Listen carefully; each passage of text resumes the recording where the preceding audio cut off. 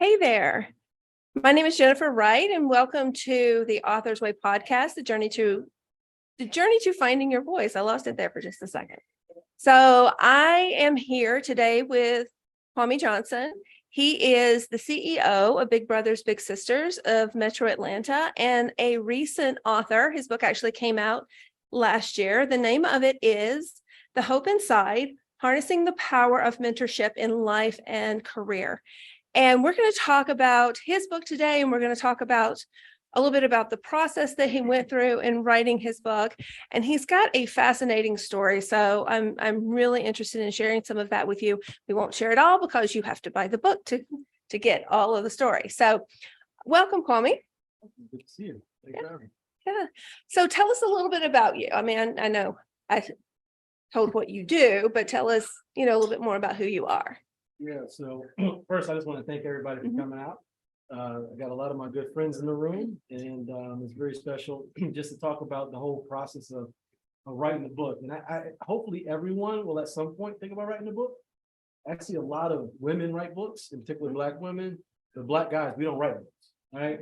And we all have a story to tell in some kind of way, and we all have something we can teach people, right? So at a basic minimum, I think we all should write at least one book. And the reason I say that is a few things. One is it's validation, right? Especially for a Black guy with a bald head. We sometimes need a little bit of validation, right? But it's validation. Anybody you see being interviewed on TV, they typically got a book along with them, and they're a thought leader in some space. The second thing is that it's literally the best business card that you'll ever have. It takes dollars to print a book. Anytime I meet with someone, I give them a bag. Right. So it's the best business card you'll ever have. And the third thing is legacy, right? This will never go away, regardless if I'm here or not. This book will always be a part of the world. So it's definitely legacy. I could take a long time to tell you my whole story, right? But what I'll say is that I consider myself a social entrepreneur. And what that means is I've been trying to solve poverty for my whole entire adult life. And in my opinion, poverty is the biggest issue we face as a country. Right? Because so many other bad things come out of it. And if you all want to debate me on that, it's a great conversation we could have. But you could think it's racism, you could think it's homelessness, you could think it's a lot of different things. But literally, the biggest problem we face in this country is poverty and the things that come out of poverty. And in Atlanta, you may not know, if you're born in poverty, you have a 10% chance to make it out. And how is that possible in a city as great as Atlanta, right? I'm from a place called Syracuse, New York. There may be some New Yorkers in the room who don't count Syracuse, but it is definitely, it's not Canada. It is New York. Exactly, right. And Syracuse is part of the whole Rust Belt, part of the country, right? A city that has not a lot of opportunities. And when I was growing up, a lot of the jobs left in the early 90s. Chrysler left, GM left. And it really devastated the community. And it turned into a place that was not really a fun place to grow up. My parents moved there to really find a better life after college. My mom was from Cleveland. My father was from the mean streets of New York. And they met in college and decided to, settle in Syracuse, New York to create a better life for themselves. But Syracuse, over time, really became a place that was plagued with violence, drugs. And as a teenager, I had to navigate that life. And I started to fall into that life in a big way. And at the age of 17, I found myself facing over 20 years in prison for making some bad decisions, right? But I had mentors who poured into my life. A lot of people who kind of rooted for me, didn't give up on me. And I was able to make it out of that situation and create a nice lane for myself. When I was in jail, I met some young men who changed my life forever. And I don't have enough time to tell you all their stories. But these were young men who were dealt a bad hand in life, right? I had both my parents. I was just a knucklehead making bad decisions. I didn't have to do what I was doing. But many of them didn't have their parents in their lives. Many of them were in really tough situations. But I will tell you, all of them believed in me when they didn't believe in themselves, right? So when I speak, I tell people, I said, listen, you're looking at the criminal justice system. This guy sitting up here in this nice suit with this vest on that is tight because I ate too much today. You're looking at the criminal justice system. So the next time you turn on the news and you hear about some of the things going on in this world, in this country, especially for young Black boys, I want you to think about me. because I'm no different than those young men. I just have people pouring into my life to help me get to where I am today. So I decided to write this book to tell not only my story, but their stories. And my whole career has been dedicated to try to help young people not make the same decisions I made, particularly young men. But it is so hard. Once you touch the criminal justice system, it is so hard to make it out. And I'm just blessed and lucky to be here, sitting here in this nice suit, having a nice cocktail with my friends, talking about the book I wrote. I read your book, and it's such a fascinating story. I really enjoyed reading the book. I really enjoyed seeing the path that you took from, tough situations into better situations. And you really talk a lot about the people that influenced you. And then there's good influence and there's bad influence. Yeah. So, you experience both of those. So I really do highly recommend the book. It's a wonderful read. And I would even recommend it to people who have kids and, people who are younger that are coming up in their careers. What made you decide to write the book now? So I actually tried to write a book 10 years ago. And I did a book proposal. When you write a book, you write a proposal, and then you typically send it out to all the big publishing houses, right? And there's a few big publishing houses. Or you can self-publish and do it your way, but I wanted to get it on a main platform. So 10 years ago, I remember I wrote my book proposal, had it all tight, nice and written up, and I sent it to all the big publishing houses.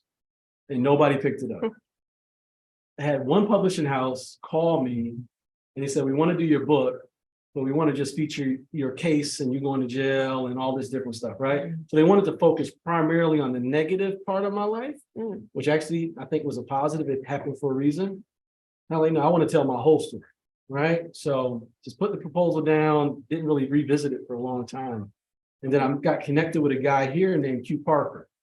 So Q Parker, for those who know the band 112, Cupid, back in the day, and Q was doing some work in the communities from Atlanta. And we started doing some work in particular with young boys and also men. And I told him my idea to write a book, and he connected me to a publishing house. Nice. What's interesting about Q is when I was in jail, I spent some time in solitary confinement, right? And you hear about jail, but solitary confinement is a whole nother thing. I'm talking about 23 hours a day in a jail cell, right? And it's tough, particularly on a young person, right? It's tough on your mind, right? It's a really tough situation. So when I was in solitary, I wrote my parents a letter and I said, hey, listen, can y'all send me some music? So that at that time there were CDs. This is back in the day, right? So they mailed me Jay-Z's first album, Big Pun's first album, Capone and Noriega, and the 112 album. So the CDs arrive at the jail, and they confiscate all the CDs except for the 112 album, right? So, because they thought everything else was too vulgar. So I kid you not, we listened to that album so much. We listened to it in school, we listened to it at night when we was in the cell. And, fast forward, many years later, I meet Q. Nice. And I tell him that story, right? And I tell him how his music helped me get through the toughest point in my life, sitting in solitary confinement 23 hours a day. So he's the person that connected me to my publisher. And now I've been on this journey telling others, in particular my friends, about writing a book, right? Because it's just been a special thing for me. And it's something that anybody can do if they feel like they're at that point in life to be able to do it. So that's the story. I'm glad I didn't go with that publisher because it would have been a negative story about me being in jail and getting in trouble. This story is about my full life and all that I've been able to do past jail and what I think young people can learn from to help them, make the best out of their life. Nice. Yeah. So there's a lot of ways that you can approach a book. And some people don't. A lot of people will ask me, why would you write a memoir? Why not write a biography? And what's the difference? So biography is usually written at the end of someone's life. Yeah. You wrote a memoir, which is kind of a slice of your life. You could have also done a book about mentorship or a book about leadership or a book about some other poverty. What made you decide that it was your story or the stories, like not just your story, but all these other people's stories that you wanted because you taught a lot of lessons as a part of the book, but you did it through the telling of the stories. What kind of drove that decision? So I've learned early in my career the power of storytelling, right? And I got comfortable with my story early in life. A lot of people aren't comfortable with their story. A lot of people aren't comfortable about things that have happened to them. Most people aren't going to sit up here and tell you they've been in solitary confinement, right? Right. Especially a Black man. That's not like a smart kind of thing in society. I could be judged. It could hurt my career. But it's been the exact opposite for me. Oh, wow. And I learned that from a guy named Bob Woodson. So Bob was the first person I worked for after college. And Bob gave me a chance. He showed me about the nonprofit sector and how I could do this work. And Bob, I tell you, would always say, Kwame, get up here and tell your story. Like, Bob, I don't want to like tell my story, man. Like he was like, we'd be at the White House, took me to the White House. We're literally sitting down with Bush Jr., me and him. No lie, sitting there, just the three of us. And Bush was like, hey, man, how'd you do it? And I said, man, I was blessed and lucky, right? And he said something to me I'll never forget. He said, Kwame, what's your political party? And I'm sitting across from George Bush Jr., right? And so I was kind of frozen in the moment. And he said, Kwame, it doesn't matter. He said, it doesn't matter your party. He said, always vote resumes. And that stuck with me. So Bob put me in environments where I would tell my story in front of the president, or in front of the entire jail, or in front of a college. You know, I've spoken in so many different places, but what Bob did was help me get comfortable with my story through repetition, right? So I can get up here and talk to you all about all my deep and darkest secrets right now and feel fine. Because I also know through storytelling is that my vulnerability will connect with someone else's vulnerability, right? And your story can be very different than mine. But I kid you not, the amount of people that have come up to me after I've spoken and told me something they've never told anybody. Wow. Like some deep, dark thing that happened. Like, man, I don't even know you. Tell me about something happened in your childhood. But we're human beings. We've been socialized through storytelling. That's how we connect with people. And if you want to be a leader in this world and you want to connect with people, you gotta get a little vulnerable in that process. You gotta have enough confidence to get vulnerable. Like, I'm fine, I'm good. Like, I can tell my story today and I'm fine, whatever the outcome is, because Bob showed me how to use it as a tool to help people. Because your story can be someone's life push. Your story can be someone's survival guide.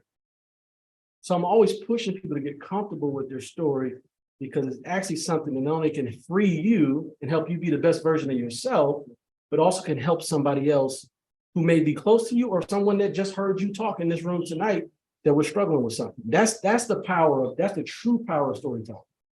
Right. How many of you have, and I had this just happen the other day as the reason it made me think about it. I was telling someone about, something that I went through, and they said, I needed to hear that. How many of you ever had that happen? Yeah, I needed to hear that. So, I mean, it really makes the connection with people. Yeah. So how do you get past, because that's one of the things that I run into a lot with clients, is getting past and becoming vulnerable, like getting past that fear that either no one wants to hear my story, or I'm just afraid I'll be judged. My parents are going to read this, or, somebody else is going to read it and they're going to judge me. Is there anything that you did? I know you mentioned repetition and that helps, I'm sure. But is there anything else that you did to kind of get past those fears that we all have? I mean, we're humans. Well, as a Black man with, bald head and a few muscles, like, I'm judged every day. Like, I walk out the door. And my job is to make people feel comfortable, right? I got to make people feel comfortable. And what I've learned is, in particular through Bob, was to build my own confidence. Like, young people struggle with confidence issues. But a lot of Black men in particular, we struggle with confidence issues. That are we enough, especially in corporate America, right? We are standing out. Sometimes we're just one of 1,000 people who don't look like us. So we struggle with confidence issues. I was blessed and lucky enough in life to have people who helped build my confidence. Right. So that's the first step. You got to be confident in your own skin. You got to be confident in who you look at in the mirror. So since I have that confidence, I'm willing to take chances and take risks, not only for myself, but for other people.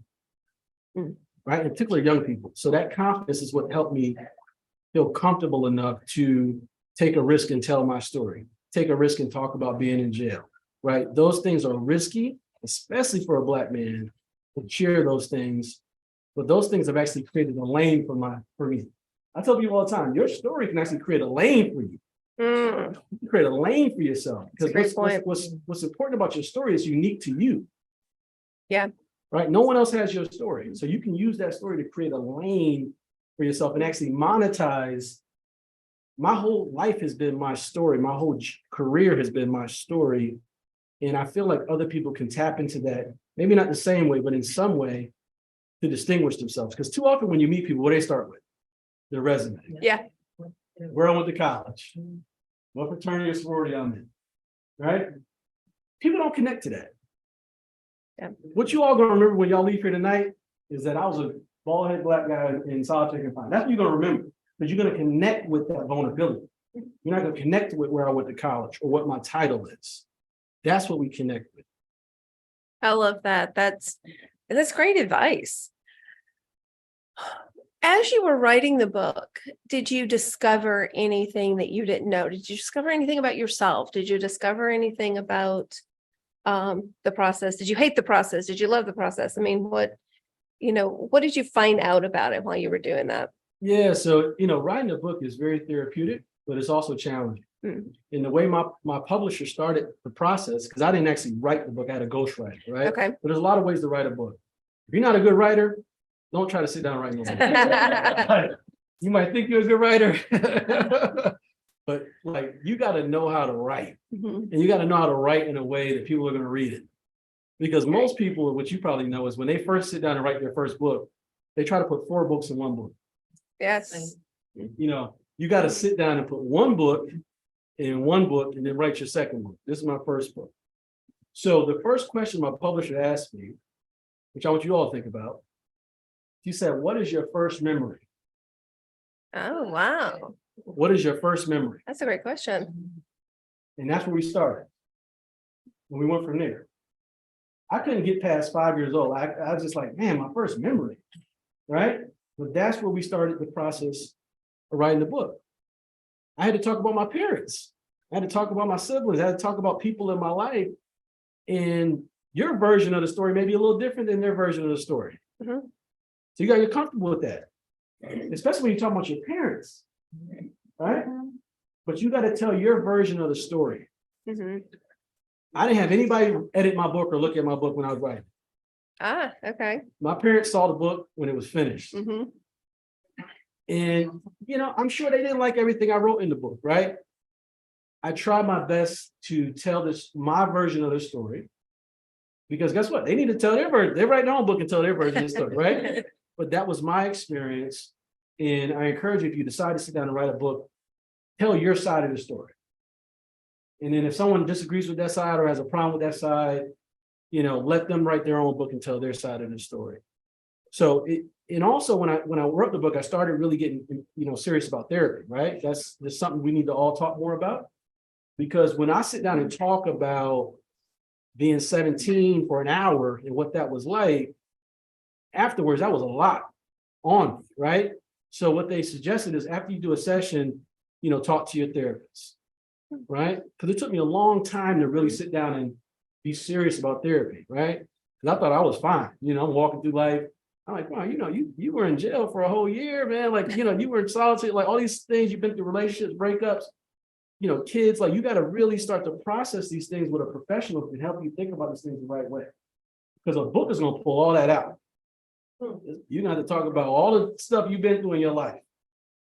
And you're going to relive that stuff in a different kind of way, because they're going to ask and pull questions out of you that you may not be comfortable with getting into.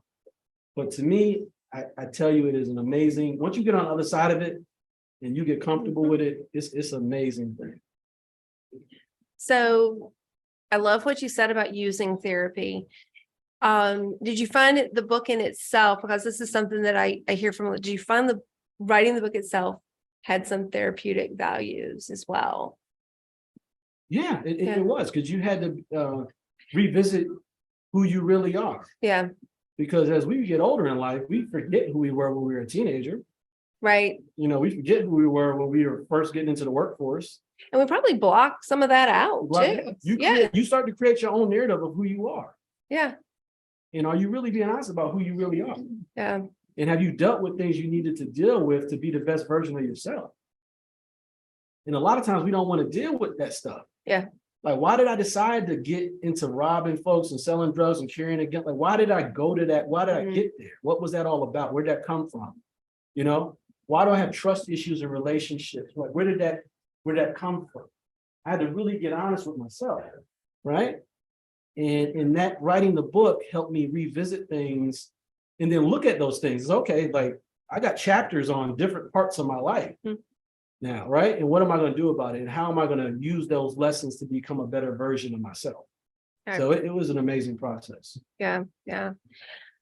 So I want to ask you about advice, but I have two different questions around that. One is with your story, when you do mentoring is your thing. I mean, so when you're faced with a young person, a young man, young woman who you see making some of the decisions that you made, going down some of the paths that you took, what is some of the advice that you give them to help? I know you can't, one piece of advice doesn't turn everything around, but I mean, what are some of the insights that you share with that? Yeah, so I was speaking at a church recently, and I was talking to the pastor, and I was saying to the pastor that, you know, young people don't go to church because they don't want to hear a sermon. They want to see a sermon, right? So we are all living sermons, tangible, living, walking examples of what success looks like. So what I do with young people is I just try to give them an example of what it could look like. And I think we're all seed planters. Some things are going to stick, some things are not going to stick. But what I've learned with young people is you just got to pour into them and give them real examples of hope. And that's why I came up with the title of my book. Like, hope to me is the most powerful word. Some people may say faith, hope, same thing. But for me, hope is like the biggest thing for young people. Like, I got the quote, actually, the title of the book was the hardest part for me. Oh, okay. Coming up with the title. The writing was not that bad. The title was hard, but I came across an Oprah Winfrey quote. And she had a quote where she talked about that mentors bring hope that is inside of us out. So that's how I came up with the Hope Inside is the title of my book, right? And I truly believe that young people in Atlanta, you go 5 miles from here, west side, south side of Atlanta, it is a totally different world than what we're sitting here right now in these nice chairs, drinking nice cocktails. And these young people are growing up in environments that set a number of barriers in front of them before they even walk out the door. They got food issues, housing issues, mental health, drug issues. They got to clear all these barriers just to even make it to the front door of the school. So the reality is some of these things may not ever change. Atlanta, the home of Martin Luther King, home of the Civil Rights Movement, home of HBCUs, the home of big business, small business, airport, the best fried chicken I've ever had, right? Also has the most poverty for Black and brown folks than any place in the country. And I still haven't figured that out. My best answer to that is, because I look around this room, I see Black folks of excellence. I see my friends in here, y'all are leaders in different spaces. But what I've learned about Atlanta and just in general in doing this work is that in America, we got a problem with people who live in poverty. And we think everybody in poverty is poor. See, poor is a mindset. Poverty is a classification, but we lump them all together, right? And we don't treat people in poverty the right way because we don't want them biased, right? We were having a conversation. I think Marquisha, remember we were talking about the MARTA not running to Alpharetta, where we live, because wealthy white folks. And I also found out my friends didn't want MARTA running to Alpharetta either. God damn. I found that in our conversation. But if you think about it, the MARTA doesn't run to Alpharetta because, yes, wealthy white folks don't want the MARTA running to Alpharetta because they don't want people that are poor We're actually people in poverty, most of them want a better chance at life to be near them. But what's also true about that is the market doesn't run outside of 285 up Cascade because wealthy Black folks didn't want people who live in poverty close to them. So the problem we have as a country is poverty, but more importantly, how we treat people in poverty. Because we think everybody in poverty is poor. Guess what? I know poor. I got poor people in my family. You give them money, you help them out, they still gonna make bad decisions, right? But I guarantee you, if you go to west side of Atlanta, south side of Atlanta, there are parents, there are moms, single moms who have figured it out in spite of, who work at Walmart, got multiple jobs, but are putting their kids in college. But guess what? We study failure as a country. So all we want to talk about is all the bad stuff that's happening south side, west side of Atlanta. If we treat people in poverty the way we should, to just give them a hand up, not a handout, and not put them all in the bucket of poor, I think we'd be in a much better place as a country. And there are a lot of young people who just need to see that hope is possible, that Kwame was able to do it. But he figured it out somehow. Because the reality is some of their situations may not change, their parents may not change, their neighborhood may not change. But I've seen young people push through the toughest situations if they were hopeful. If they had a little glimmer of hope that there's a better life on the other side, they push through and they're able to make it. And that's why mentorship is so important, because all of you all represent hope for young people. Your story represents hope for young people. And we got to get more comfortable with telling young people how we did it and giving them that roadmap and how they can do it too. I don't know if I answered your question. I kind of went. No, that was great. This is my second drink, so I'm kind of going. Let's keep going. I forgot what the question was. I just kind of kept rolling, man. All right. So my last question before we open it up for Q&A is, we had a lot of people in this room who said they've got a book in them, they want to write a book, maybe a couple have said no. What advice would you give someone who's kind of in that very beginning? I think I've got a book in me. What advice would you give to those people? It may not be today, and it may take some time to get there, right? But I think every leader should write a book at some point in their journey. I think every leader should mentor somebody, not just somebody within your office. I think everybody should mentor young people at some point in life. None of us got to this room without a mentor, right? If someone got to this room without a mentor, we need to get a sample of your blood. None of us got to this room without a mentor. I had many people. And it's our responsibility as adults to defend the potential of young people. Writing the book, again, is the best business card you ever had. Is validation and is legacy. This is something your kids will be, your grandchildren, your great-great-grandchildren will be able to pick this up at some point and say, guess what? This is part of my legacy. And we all got a book in us. We all got a story. We all got something we can teach. If you're a leader, you can teach somebody about something. You know what I'm saying? We all work hard every day doing whatever job it is. Why not take those lessons that you've learned in your professional life and mirror it with a part of your story? That's what I did. I did my story, and I did life lessons that I've learned and things that I can teach people and put it out there. You can help people out. That's what you do. You help people write books. Yeah. I have connections if you all want to figure out a way to write a book at some point. But outside of writing a book, my message would be to you all as leaders is to get comfortable with your story. Not for other people, but you will never be the best leader you can be without being comfortable with your story. You can be successful, right? You can have a job, a title, but I'm talking about great. I want to be great. Like I'm talking about making history. Like that's what I push for. I don't push for just being successful. I push for being great. And I don't think you can be great. You can be successful. You can make money. You can have a job, but you can't be great until you get comfortable with who you are. And all of who you are. Yeah, that's great advice. Yeah. All right. So anybody have any questions? Cheryl? Sorry, I think I have a question. So can you kind of talk us through, said you were 17 in solitary confinement and then you said you graduated from college. So like what happened in between? How did you do that? Who you credit with that? I mean, graduating from college is fantastic from solitary confinement. So I'm just curious how that happened. Yeah. Yeah, Let me repeat the question so we can get it on the podcast.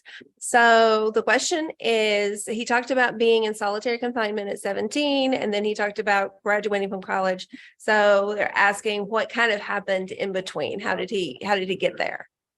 so that's why I have the book here for everybody. Right answer. Can't give me all of it. I'm a businessman, right?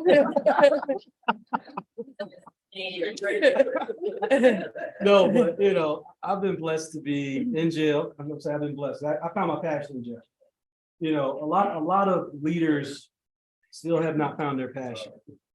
I was talking to the C-suite guy from Coca-Cola, about to retire, never found his passion. Never found it. So I was blessed to find my passion through Anthony and Shank and Tony, all these young men that I met, right? That's where I found my passion. But from there, college, went to Hampton University. And then I met Bob and I went up to DC, started working in DC. And I was in DC for 15 years. And I came to Atlanta 8 years ago. So I've been exclusively focused on youth development my whole career. Again, I think you got to find what? Your passion. You got to find your superpower or superpower. We all got it. I just find too many leaders that haven't been able to figure out their passion or their superpowers, but also how do you marry them together? Right? Most people never figure that out. I know my superpower is connecting with people. I'm comfortable in the suites and in the streets. We're just talking about that. I'm comfortable in both. Fine. I can take this suit off right now, put a hoodie on, and go. So I'm good. I go talk to the water. I'm good in both environments. Not a lot of people can do that.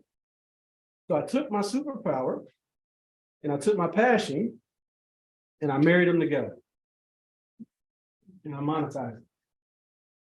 That's the cheat code in life. That's like the top, and I'm still working on it. But if you can find your passion and you can figure out what you're good at and bring them together and then monetize it, when you look at any celebrity, anybody you look up to, I don't care who it is, they figured out that cheat code.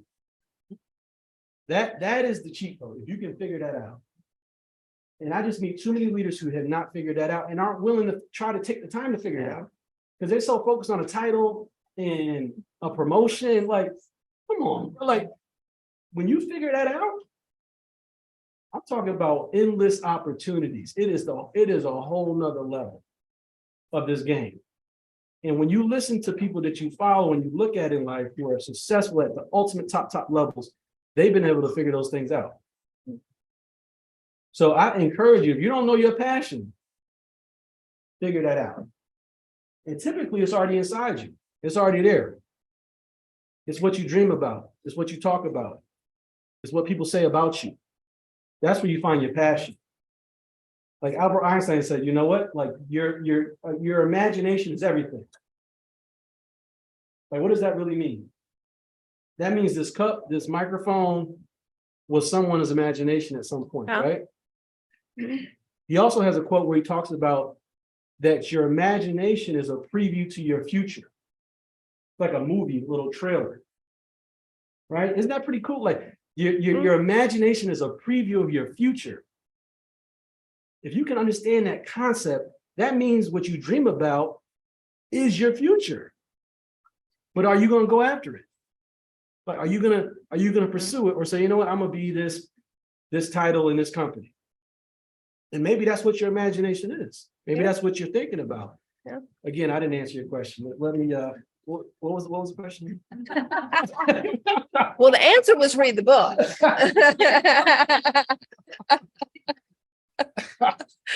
It was a good answer to whatever the question was. Yeah.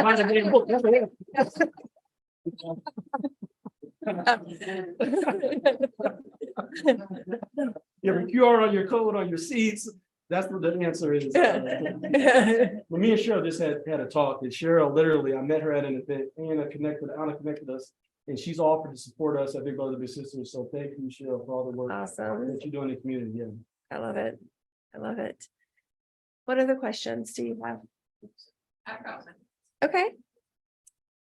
So hadn't thought about this till you just said, but once that happens for you or happens more globally, when passion and purpose meet, what do you think is the most rewarding part about that? Because you said you're able to monetize it, but I know you well enough to know I don't think that's probably the most satisfying part.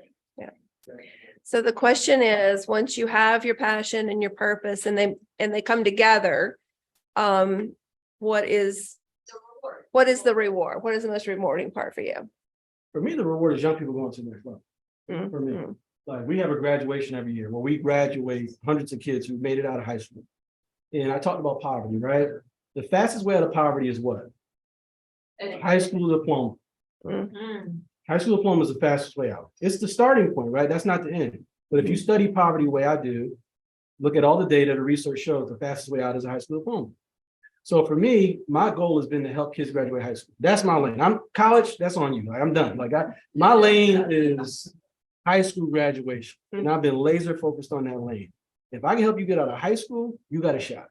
You at least got a shot. There need to be people to come in and help them get out of college and get a job and do all the other stuff they got to do, pay their taxes, stay out of trouble. My lane is high school graduation. Yeah. And I've been able to figure out my passion and my purpose. And my lane has said to me, okay, Kwame, your best bet at getting a Nobel Peace Prize. Yes. And I said it. Listen, y'all got to think big, man. You can't think. I literally have on my vision board a Nobel Peace Prize. Wow. That's I awesome. do. I know. I made history already. I took my SATs in jail. I was the first kid to ever take my SATs behind bars. Oh, wow. I made history, and I didn't even plan on doing it that way. And the way it happened is crazy. I know we probably get into the end of it, but I got to tell this story. So, I'm doing my schoolwork in jail. I'm the nerd of the jail. I got books in my cell, all this stuff. I'm doing my schoolwork behind bars because I had people believe in me and say, you know what, Kwame, you could get out and still get a college scholarship in college. You could still run track in college, even though I made these bad decisions. So I'm doing my schoolwork. We got a plan in place. I get out, stay out of trouble. I can still make it to college, but I had to take my SATs. And at those days, you had to pass your SATs to get an NCAA track to get a scholarship. So I found out where I was. There was an opportunity called a furlough. When you get 2 months before you go home, you can apply for a furlough to go home for 24 hours. Right? So if you see people outside cleaning on the highways or work release, those are all kind of forms of furloughs in jail. But where I was housed, you could take this furlough and go home for 24 hours and come back. And most guys I knew, they'd go home for 24 hours, get drunk and high, party, and then they'll sleep for the next 2 months and they go home and be released from jail. So I went to the jail. I said, you know what? I don't need 24 hours. I just need 8 hours to go take my SATs. They denied it. They said I was a threat to society. I said, that's pretty interesting. I said, I'm trying to get my life back. You know what? I'm trying to go to college. I got Hampton University will give me a shot. And I'm a threat to society. That's what they call it. And this was 2 months before you 2 were. months before I'm about to be released. Oh, wow. So that was going to be the title of my book. But my post like, yeah, Kwame's a little hard. You might not want to, I get where you're going. I'm still up. You know what I'm saying? So the hope decides a better title. So I go back to my cell. I'm upset because I'm doing my work. I'm trying to do the right thing. And I got Shank and Anthony, all these guys who get in trouble, get in fights. They're not doing the right thing at all. And Shank, that's his name, Shank. I don't know his real name. Shank was a blood leader, had a real tough life, right? Been in and out of prison his whole entire adult life. And we met as enemies because we're from different sides of town. And when I got in jail, Shank challenged me to a fight, right? And where I was, the way you fight in jail, because you don't want to go to a hole, is you fight in an empty cell so you don't get caught. So you go in an empty cell, you have a fight, and whoever wins walks out. And Shank's not here, so I'm going to say I won the fight, right? And Shank's is big, his name was Shank for a reason. He's a pretty tough guy. So I kid you not, right? And that's why I do the work that I do. So I go back to my cell, reading the booklet that I had on the SAT board. And there was a section in there for students who are disabled.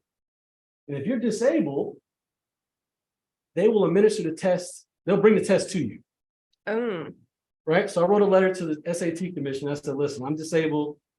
I'm not saying where I'm at. I just can't make it to a test site.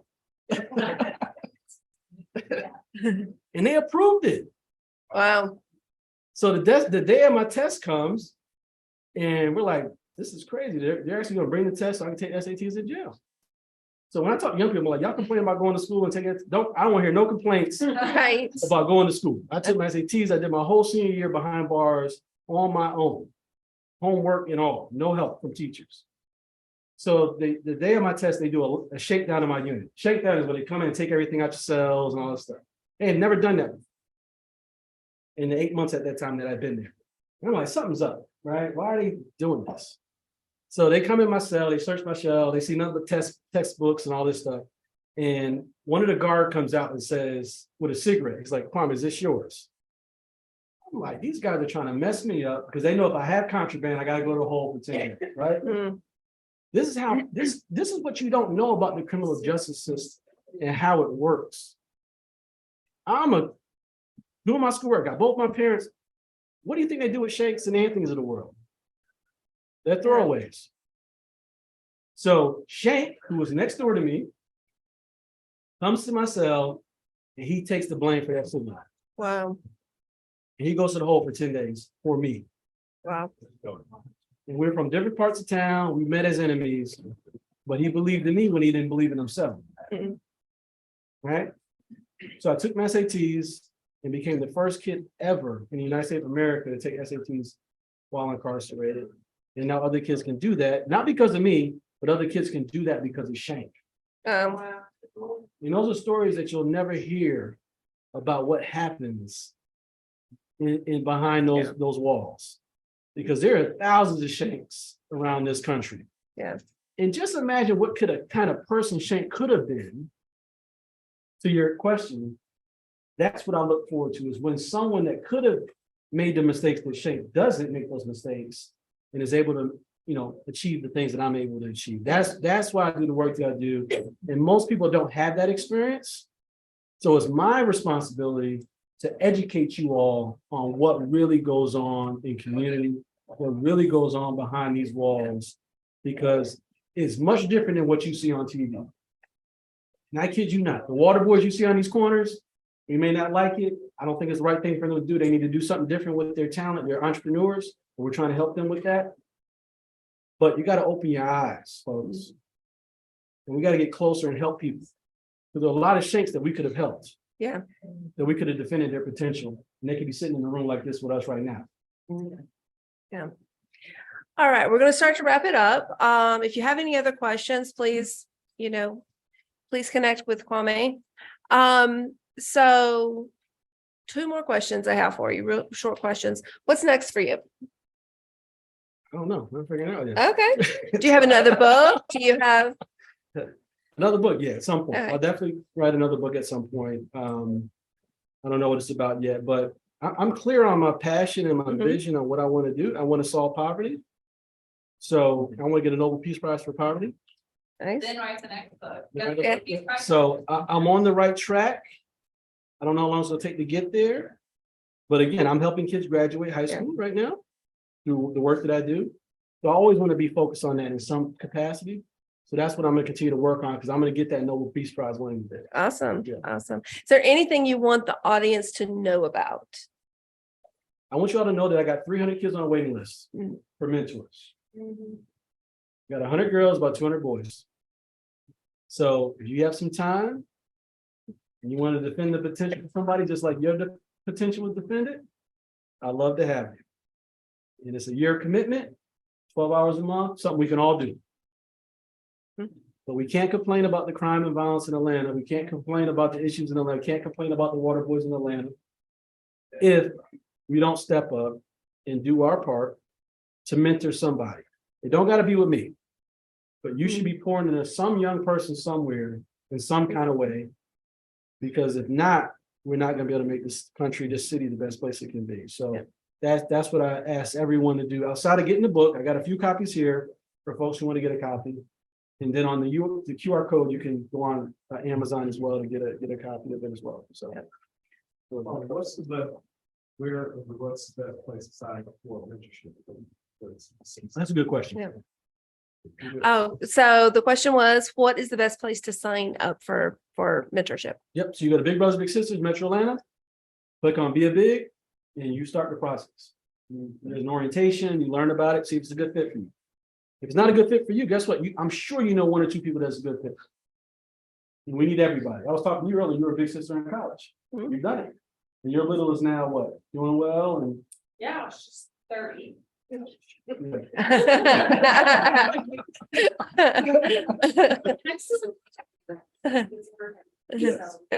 beautiful experience. And for those in the podcast audience, we will put that information on the show notes. So we'll put a link out there for how to get in touch and how to sign up. Last question. Do you have any books or authors that have really inspired you that you like to recommend? Yeah, I read a lot of business books. Mhm. And there's a book called Blue Ocean Strategies I read a lot. Mhm. And it's all about how to create new market space. And it outlines companies like Google and Facebook and Walmart, Starbucks. These companies created new market space. They didn't compete in the market. They created a whole new market space. So I don't read a lot of like inspirational stuff. I read a lot of business books. And that kind of thing. Yeah. The business stuff is just as important. Yeah. Yeah. Yeah. So, well, thank you guys very much for participating. Thank you for your questions. Thank you, Kwame, for Yeah. joining us. I hope I've been saying your name right. Yeah. Well, you're saying Kwame, that's a rapper with a polka dot Oh, back in the 90s. But it's all good. I go by my friends who are here, all the way from out there, they call me Q, they call me Kwame. So Nice. it is fine. I go by all of it. All But right, it's nice. Kwame. Kwame, I'm Kwame. sorry. All right. Kwame. So I have it right for the next time. All right. So thank you, everyone. And thank you to the listening audience. And until this next time, this has been The Author's Way.